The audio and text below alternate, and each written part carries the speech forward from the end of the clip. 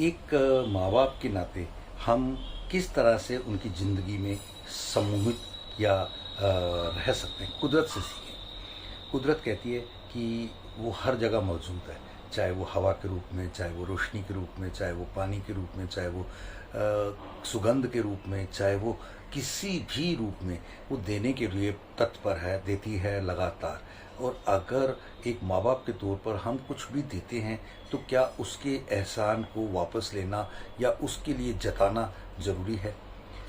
अगर ऐसा ज़रूरी नहीं है तो आज का वीडियो आपके लिए बेहद ज़रूरी होने वाला है। नमस्कार दोस्तों, मेरा नाम प्रोफेसर कुलविंदर सिंह है और आज हम चर्चा करेंगे कि बेस्ट पेरेंटिंग में be general not be specific.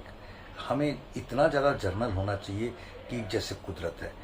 Specific होने से हम उन्हीं बच्चों के माँ बाप बन कर के रह जाते हैं जैसे धृतराष्ट्र हो जाता है, या जैसे वो माँ बाप जो जैसे मंथरा हो गई, या वो सारे जिन्होंने अपने माँ बाप के रोल को इतना नेगेटिविटी के साथ ऑपरेट किया कि वो इतिहास में नेगेटिव माँ या नेगेटिव बाप के रूप में प्रचारित किए गए। अभी अगर हम जर्नल होने में सबसे पहली बात देखें, कंट्रीब्यूट एज विंड।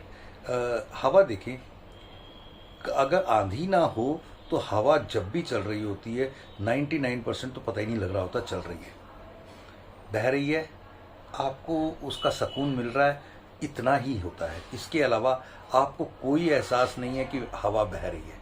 और हवा बह रही है ये अगर एहसास भी ना हो और हवा बहती रहे, आपकी सांसें चलती रहें, इससे बड़ी बात और क्या है। माँ बाप भी हवा हैं, मगर वो हर वक्त अपना एहसास कराते रहें, लेकिन ज़बरदस्ती नहीं, आंधी की तरह नहीं, हवा की तरह। तो ये बहुत ज़रूरी है।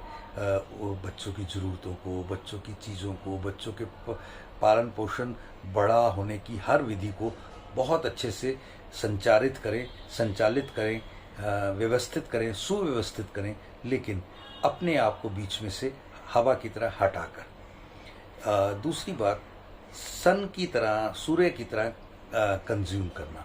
बच्चों से कुछ लेना है, बच्चों से उनकी कोई परीक्षा लेनी है, उनके कोई क्षमताओं का उभार करना है, कोई भी उनसे आपका नाम जुड़ा है ना, तो आप चाहते हैं कि मेरा बच्चा मेरा नाम करे, तो इसलिए कुछ भी उनसे आपको उम्मीद है लेने की, तो वो जैसे सूरज आसमान से अपने आप पानी खींच लेता है और फिर बाद में किसी बारिश के रूप में डबल करके या कई गुना करके वापस करता है, सेम वे हम भी बच्चों से अगर कुछ लेते हैं तो उससे कई गुना देते हैं, लेकिन हमारा एक अपना तरीका होता है, जता के, मार के, या ज़बरदस्ती से, या और भी कई तरीके से। लेकिन अगर इसी को कोई सिस्टम बना दिया जाए सूर्य की तरह, कुदरत की तरह, तो वो बहुत ही बेहतरीन होगा। हम इसको बहुत डिटेल में बड़े सारे एग्जांपल्स के इस तरह अपने सेशंस में लेते हैं।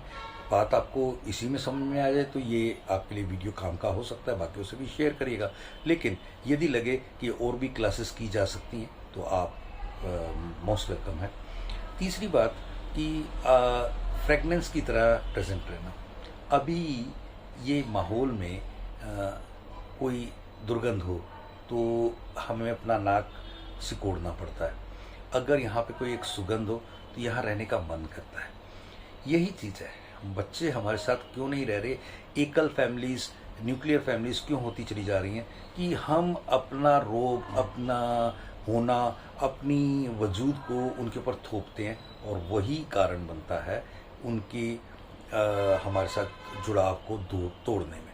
तो खुशबू की तरह, उनकी सहूलियत की तरह उनके साथ रह करके उनकी चीज़ों में ऐड ऑन करना तो हमारा फ़र्ज़ है, मगर उनके लिए एक मुसीबत बन के खड़े रहना, ये मेरे को लगता है कि अच्छे माँ बाप की कहीं ना कहीं कमी हो सकती है। थैंक यू, जय हिंद।